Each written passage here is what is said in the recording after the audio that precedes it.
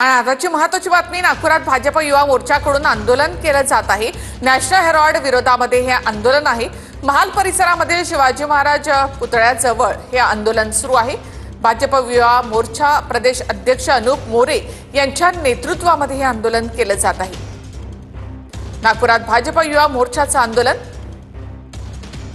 काँग्रेसच्या कार्यालयाकडे हे भाजप युवा मोर्चाचे आंदोलक निघालेले आहेत। काँग्रेस भवनासमोर आंदोलन करण्याचा इशारा या ठिकाणी भाजप युवा मोर्चाकडून देण्यात आलेला होता आणि आता भाजप युवा मोर्चाचे कार्यकर्ते काँग्रेसच्या कार्यालयाकडे निघालेले आहेत। याआधी पुण्यामध्ये देखील अशा प्रकारचं आंदोलन भाजपकडून करण्यात आलं होतं आणि आता नागपुरात भाजप युवा मोर्चाचं हे आंदोलन काँग्रेसच्या कार्यालयापर्यंत हे आंदोलन केलं जाणार आहे। भाजप युवा मोर्चाचे कार्यकर्ते काँग्रेसच्या कार्यालयापर्यंत जात आहेत।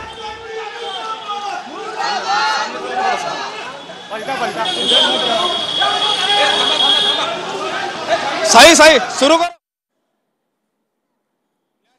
विरुद्ध काँग्रेस, नॅशनल हेराल्ड विरुद्ध भाजप युवा मोर्चाने आंदोलन सुरू केलेलं आहे। नागपूरच्या महाल पुतळ्यापासून जे कार्यकर्ते आहेत ते काँग्रेसच्या ऑफिसकडे जाण्यासाठी निघाले, मात्र रस्त्यामध्ये या कार्यकर्त्यांना आता पोलिसांनी या ठिकाणी अडवलेलं आहे।